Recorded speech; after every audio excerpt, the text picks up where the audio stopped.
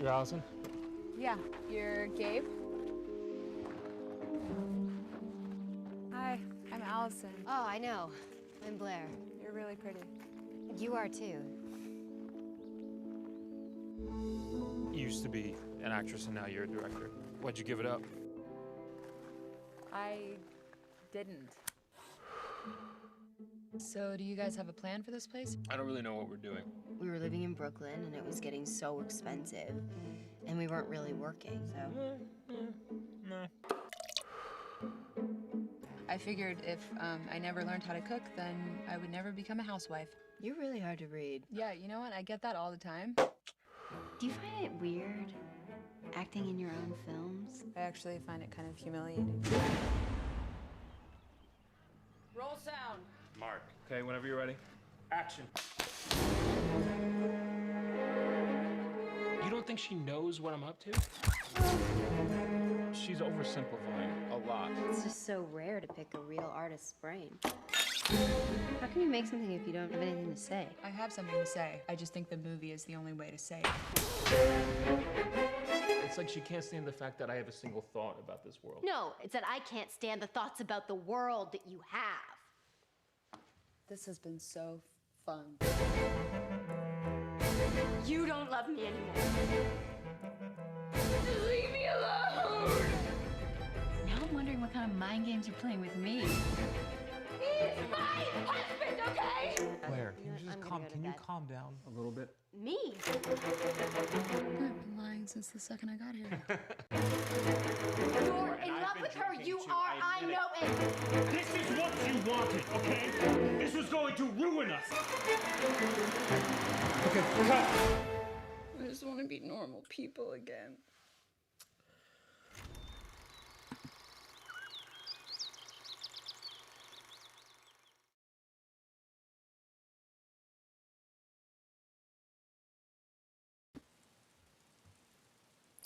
Hannah, you can go. Hello and welcome to Curzon Living Room, a season of live Q&A events on Curzon Home Cinema. I'm film critic Hanna Flint. I'm not in my living room, I'm in my hallway because it's near my router and I really want the strongest connection for this conversation about Black Bear with producer, star and all-round evil hag, Aubrey Plaza. Hello, Aubrey. Hello. Before we get into it, if you're watching us live, we're going to be taking your questions on YouTube. You can leave it in the comments section. Or if you're on Twitter, you can tweet at Curzon Cinemas with the hashtag Black Bear, and we'll try and get around to reading your tweets. So I'll crack on with my own. Aubrey, Yes. as mentioned, you are producer and actor, but like the chicken and an egg, which came first for taking on this film? Ooh, well, I will say, I mean, I guess producer first because the acting, didn't, I mean, I was always both, but yeah, when Larry Lawrence Michael Levine, who wrote and directed the movie, when he approached me with it, it was his, intention, I guess, for me to produce and act in it. That's what he wanted, and that's kind of what I wanted too, because it's such a small movie. It's such a small artistic, labor of love that it's like we just wanted to get as much, momentum behind it, and for me to come on as a producer was helpful to just try to get the money, try to get it off the ground and even get it made. I always think that's the main thing. It's where's the money coming from? Low budget. But I suppose balancing that, because this isn't an easy phone it in for sort of performance at all. So how did you balance that role, but then also what you had to do to bring the performance that you did as Allison? Yeah, I think that my producing responsibilities, a lot of them came before we actually started rolling the camera. It was a lot of preparation and making sure we're hiring the right people and we're getting the best crew and all that kind of stuff. But then once we started shooting, we had other producers. It wasn't just me. We had Tandem Pictures, who came on board to finance and produce, and they were great partners. They were awesome. So they kind of like, you know, they took it over like and let me do my thing because it was a very, you know, intense, immersive kind of acting challenge for me. So I had to be able to just like let go of all the other stuff and just kind of like, you know, get into the scenes. And I suppose Alison, that's the character's name throughout, but we're seeing different versions of her. When you're approaching it, did you see them as different people when you're reading the script, and how you tailored your performance playing in different sections of the film? I'm trying not to spoil anything in case. No, I know. It's like it's a hard, yeah, it's like it's a very hard movie to talk about with people that haven't seen it. But yeah, it's really, it's funny. Like I feel like Christopher Abbott and Sarah Gadon, who are you know co-starring in the movie, they, to me, and they might have a different answer, I felt like they really kind of went for like two very different characters from the first half to the second half. Whereas my character, I felt a little bit more like I wanted to create one character that was, but you were kind of seeing different aspects of this person, and that there was kind of an unconscious like connection between the two, because even though the film is kind of in these two separate parts, it's still one movie. So for me, it was always important to somehow have Alison like go on a fully realized journey from the beginning to the end, even though we're seeing like two totally different stories. So in a very, you know, unconscious level, I feel like they were the same. And I mean, they are, I suppose it is a game of two halves, really. But like but there still maintains this like very stressful element to it on different levels. And I feel like it was a very mentally intensive film to watch. I can only then imagine making it was also mentally intensive. So I suppose, what lengths did you have to go? I would love to know what like your process, but like what was there rehearsal? Like how did you get yourself ready to deliver on those different, especially if there's one, you know, because there's several scenes in this that were quite a lot. How did you get there? I mean, it's so hard to articulate, you know, how one gets there, but I think like it was just a combination really of being surrounded by incredible actors. First of all, like Christopher and Sarah are so good that, you know, it just, everything just kind of flowed. Like it felt very real. And I think the way that we, you know, the production shooting, the location that we were shooting in was this like remote lake house in the middle of nowhere. We had this like small ragtag crew, not a lot of money. Essentially it felt like we were all quarantined together. This is like pre-quarantine days, but we got a taste of that. I mean, so it was, and you know, a lot of the crew ended up being on camera. And then we had actors coming in to play crew. So everything was very fluid. Like it just felt, if you kind of just didn't let your brain kind of go, like it was almost confusing to know like what was actually on the movie or what was actually happening in real life. So, which sounds totally insane, but I think that was what was really helpful for getting me there, is just really the circumstance that we were in, the actors.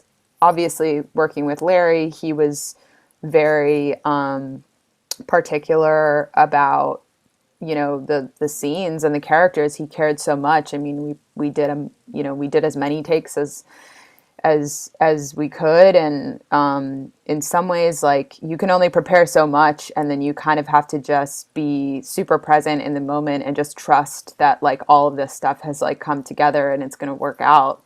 It felt though that there's a lot of like one takes, like there's so much, there was a lot of cuts, so having to repeat that process, I just, you know, I'm always wondering, like, doing this film, how afterwards did you go to like a spa or something? Did you like, I need 2 weeks at a silent camp, like, because did it feel that way doing it, and like I suppose the respite afterwards once you were done? Yeah, I mean, it felt very real to me, is all I can say. Like, I definitely feel like with this movie, more than probably any movie I've ever done, I had moments of like real transcendence where I was just kind of like, oh wow, like this is just real. But so afterwards, it was really hard to kind of shake it off and to, yeah, didn't go to a spa, should have gone to learn my lesson. I did. Yeah, I ended up kind of like going on a vacation, but it was like one of those things where you're like, I'm gonna go on a vacation, but then you try to like do too much and it ends up like you should just like go somewhere and like just sit on the beach and not do anything, or something like that, and rather than like go to some place and be like trying to hit all the cultural, whatever. So I learned my lesson there. Next time I will be checking myself into a silent retreat for 10 days, but I did not do that this time. And I mean, it's sort of interesting what you're saying, what you said about like, the fact that it's meta.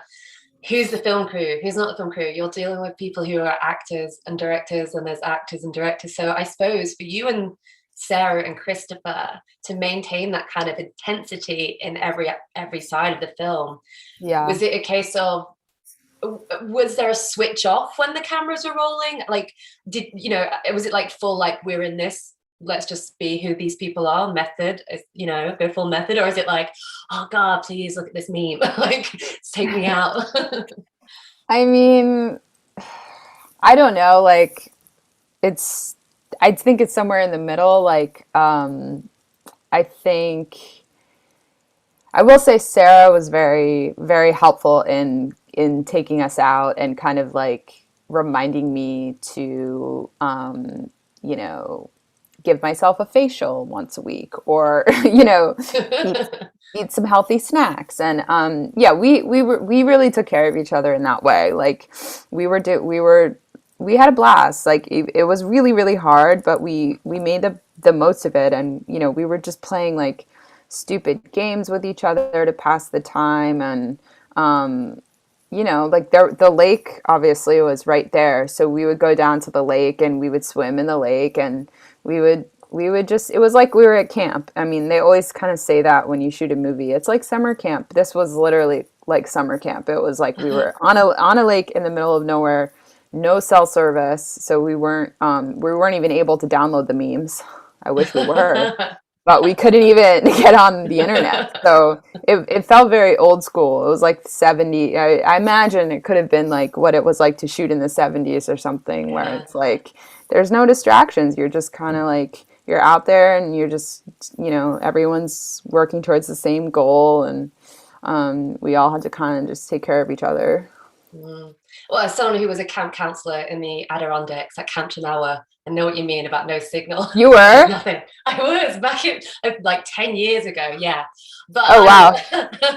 I'll save that chat for after, because I don't think people are that interested in my Camp Chinawa days. But you've obviously got a healthy background in improv.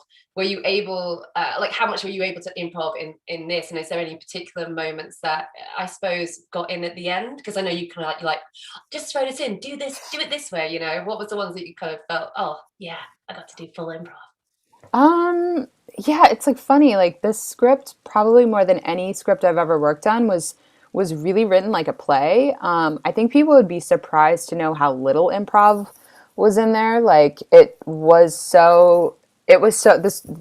scenes were written in they were very dense and so nuanced, and like, that dinner scene in the first half of the movie was, I believe, almost a 15-page scene. I've never shot a scene that long before, ever. Like, to have the camera rolling for like a half an hour without cutting is pretty exhilarating. It's like, it feels like you're doing a play or something. So there wasn't like as much improv, as people probably think there was. But of course there were moments of spontaneity. Like, there's definitely stuff that we threw in there. The poor camera guy that lights my cigarette, his name is Hightow in real life. He was in that actual crew. He wasn't an actor. But I kind of like pulled him onto screen, and I was like, I think he should like light a cigarette for me, so that like visually we understand like, oh, this is like a totally new character, or this is like we're in a totally new like world or whatever. So there were things like that were spontaneous that I guess I would call improv, where it was like we were just making some stuff up that ended up in there, but line wise, like we were pretty faithful to the script. And in that script is the word solipsistic. I can't even say it. I can barely pronounce it. But Solipsistic? Yeah, you that one. It's interesting that's a word that's appeared in this film, but also Malcolm and Marie, another film about directors looking at the directorial process. I wonder, I suppose my understanding of the meaning of it, I definitely Googled after watching the movie. But like, did you think then directors are kind of like inherently egocentric? Because I think that's obviously something that plays out in this film.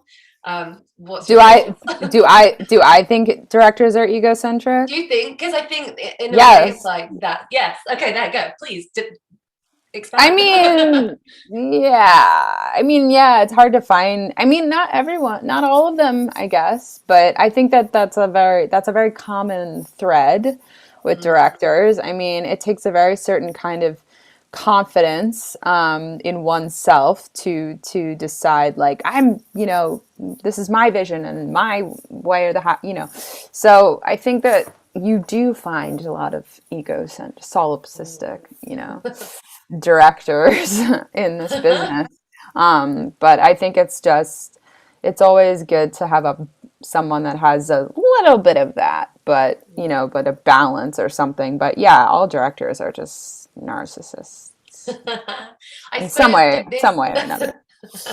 I suppose, how's Larry, the director of this film?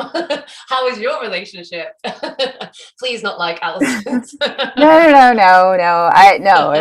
No. I mean, Larry, the thing I love about Larry is he cares deeply about performance and about the acting process, and that's something that we bonded on before he even wrote the script. We met. We met socially, but I just thought he was this kind of goofy, funny guy. And then we both played husband and wife in a Netflix comedy show called Easy. It was just like a 5-day shoot and a light comedy, so we weren't like, it wasn't like a Black Bear style where we're like getting into it. But I just realized like, oh, he really like is so thoughtful about the acting process and really cares about that. And it's actually more rare than you would think to find in a director. A lot of directors don't really care about the actors or, in that way, or their process. They're just more like they want to control what they want to do, and they, you feel like a piece of furniture or something. But he wasn't like that. So I found like that was I think what was so great about working with him is that like he would not compromise on performance. Like, and even though it was sometimes very hard and sometimes did feel slightly like, oh Jesus, Larry, we're going again. We've done this 50 times. But to his credit, he won't compromise, and that's something I respect, and I value in a director. Yeah. Does he have like crazy moments? Yes, he does. But don't we all? I'll say about Larry. I suppose then doing something like this, because it's your world in a way, did it make you look back? Did kind of like, I suppose, make you reassess some of the kind of director-actor relationships you've had, or even, I suppose, kind of inform how you want that relationship to go going forward? Because this feels like art at all costs, no matter the cost to the individual. So yeah. Yeah, actually, that's a really good question. Like, I feel like I think this movie is a lot about, at what cost, do we make art? Do we need to suffer to make art in our real lives, in our personal lives? And this is something that I still grapple with, and I have a tendency to feel like, the pain, the more pain is, the more pain, the better the performance or whatever, and that's fine. But I would say when it comes to directors, one thing that I do feel like I learned from this movie and that I kind of am over is the kind of dynamic of, you know, manipulation and like borderline like emotional abuse or whatever you want to call it. Like I think that there has been a romanticized kind of version of this auteur director who is such a genius that they're, you know, they're manipulating their actresses and or their actors and they're to get a performance, and it's all okay because it's, you know, because the movie's good and it's for the movie. But I don't think that that's necessary, and I've experienced levels of this in my career so far where I see it and I'm going like, yeah, no, those days have to be over. Like, there's no space, there's no room for, you know, directors abusing their power, because that's really what it comes down to. It's just it's a power thing, and I feel like it's not necessary for art. You know, abuse is not necessary to make art. It's just not. And I hope that, you know, that's a thing of the past. No, absolutely. I think I feel like there's something about, maybe it's just because there's a case of like the film industry loves talking about itself, but I also think there's something we really love watching, getting behind the scenes of the creative process, whether it's the filmmakers or actually shooting it. What do you think it is that's such a draw for filmmakers, but also audiences, because audiences can't get enough of it either? What do you mean? What, like? So like films about the creative process or filmmakers. Oh, films about Yeah. Yeah, I mean, I think it's just like, I mean, for me, it's just, I mean, for me, it's different because I feel like I have been on so many sets and so many, you know, crazy scenarios where you're like, oh my God, this is the craziest production I've ever been on. And they're just set up for drama. They just are. And people that find themselves working on movies or in crews, or, you know, it almost has this kind of like circus kind of vibe where it's like everyone is like in the circus and we're all just like, you know, living out of our suitcases, and we're all, so it attracts big personalities, interesting people. And so I think flipping the camera around and shining a spotlight on the people that make these stories is just as compelling as the story that they're making. And so, and I think for people that don't work in the industry, I think it's so interesting to know what goes into all of this stuff. Like, you know, like I think about it all the time where I'm like, wow, the real drama is like at base camp, you know, in the hair and makeup trailer. Like, that's more interesting than anything where she, you know. So I don't know. I think if people get a kick out of seeing behind the curtain what's really going on, it's like, it's endlessly fascinating. I absolutely agree. I can't get enough of it. I'm very excited to see all these upcoming shows that are about like the golfer, the making of the golfer. It's like, yes, injected into my veins. Totally. I suppose then, when are you gonna be directing next? Because obviously you've obviously dabbled in it, but when's the next? When's the big Evil Hag auteur coming? Evil Hag Productions is cranking away at my directorial debut.